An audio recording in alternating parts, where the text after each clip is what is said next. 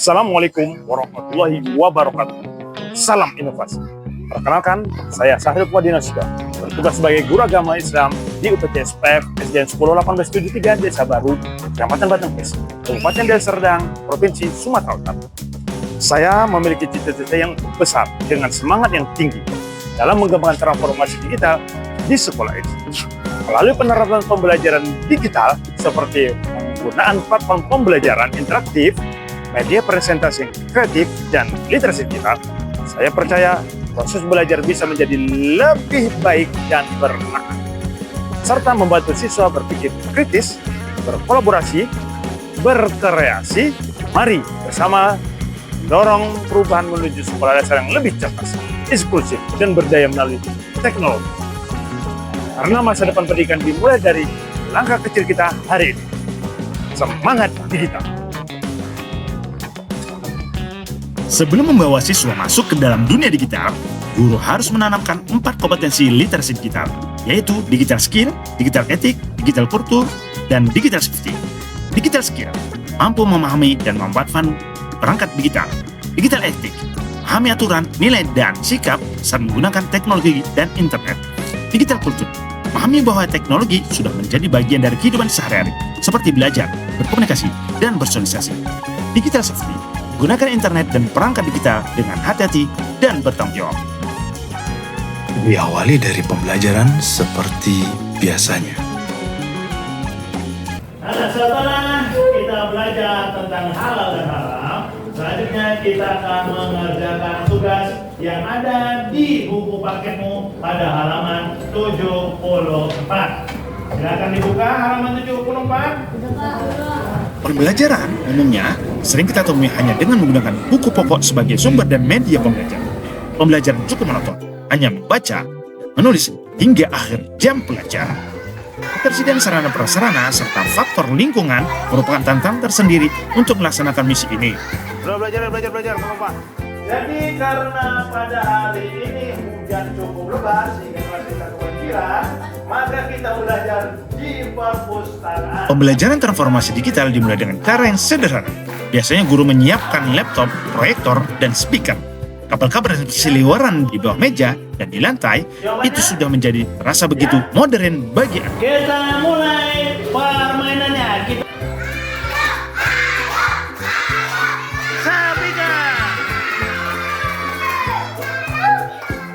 silakan pilih nomor 10. Lihat, perhatikan Anak-anak senang karena bisa melihat gambar, video di layar besar, bukan hanya tulisan-tulisan di papan tulis. Permainan edukatif tebak kartu ini merupakan pembelajaran berbeda yang dirasakan anak. Lihat. Mereka ketagihan dan berharap pembelajaran berikutnya main seperti ini lagi. Mengandalkan pembiayaan dari sekolah butuh waktu yang lama. Saya berinisiatif membeli TV Android meskipun dengan biaya sendiri. Saatnya kita tingkatkan kualitas pembelajaran dengan digitalisasi. Jadi kita belajarnya pakai ini. Nah, pakai kabel ini, banyak nih kabel-kabel. Pakai fokus. Nih, kabel-kabel semua nih. Kita akan ganti dengan menggunakan TV Android.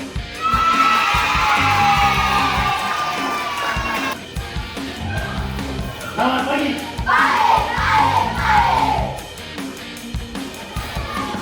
Assalamualaikum warahmatullahi wabarakatuh.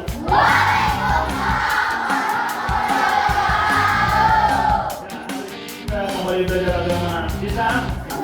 No, Pak. Pembelajaran ini menggunakan aplikasi Quizzes dengan menggunakan kertas barcode yang dibagikan kepada siswa. Sisi. Penerapan transformasi digital mulai meningkat secara bertahap. TV Android jauh lebih praktis menggantikan proyektor. Ada kabar berseliweran lagi yang menghalangi jarak. TV Android, laptop, dan HP terhubung secara nirkabel. Guru leluasa bergerak untuk scanning jawaban siswa dari kertas barcode-nya. Siswa tidak mesti membawa HP Android-nya dari rumah.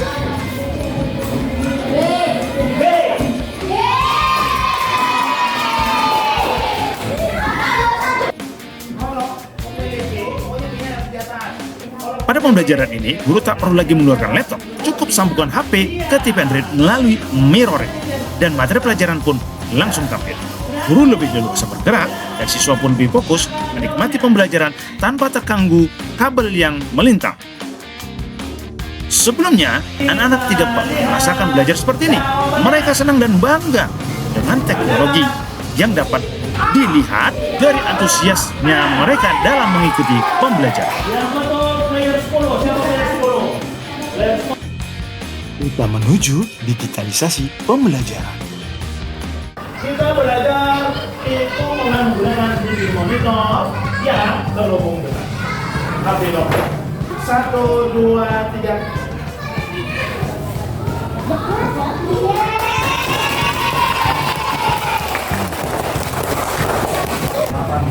Kita putar.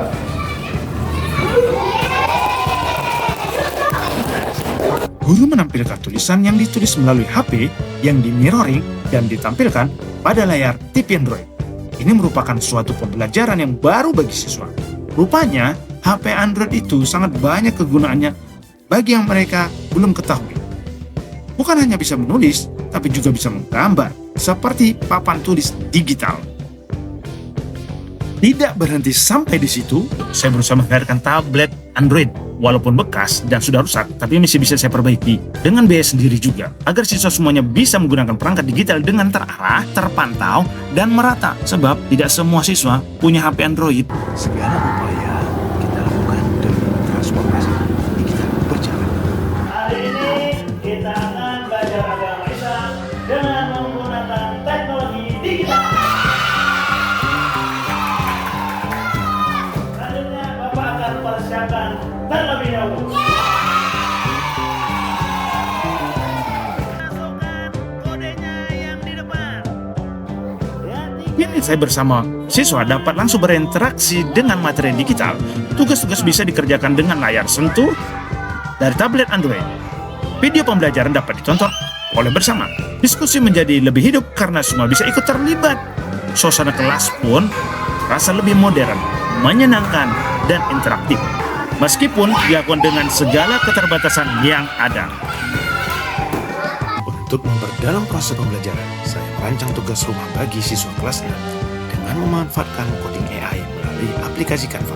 Langkah ini juga memungkinkan orang tua memantau aktivitas belajar anak melalui gawai mereka.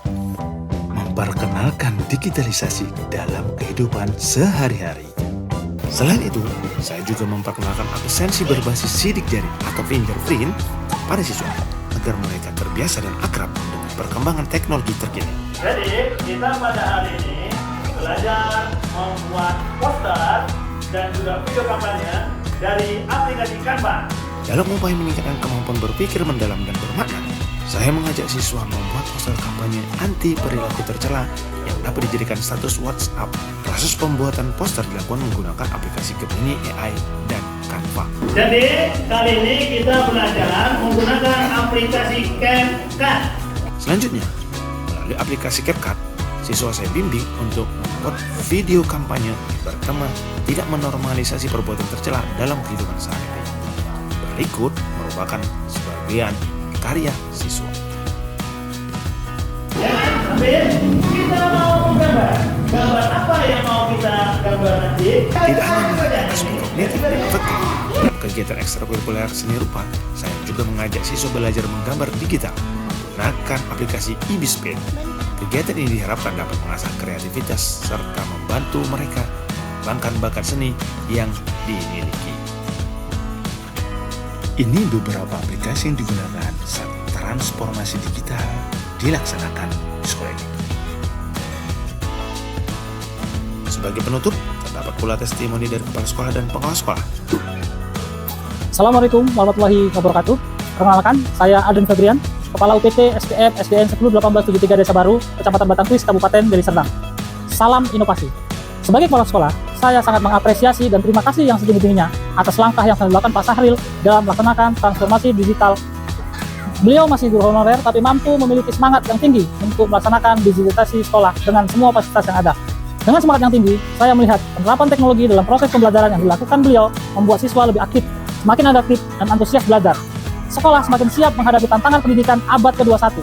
Transformasi digital ini benar-benar membawa dampak positif bagi mutu pendidikan di UPT SPF SDN 101873 Desa Baru. Semangat berinovasi. Assalamualaikum warahmatullahi wabarakatuh.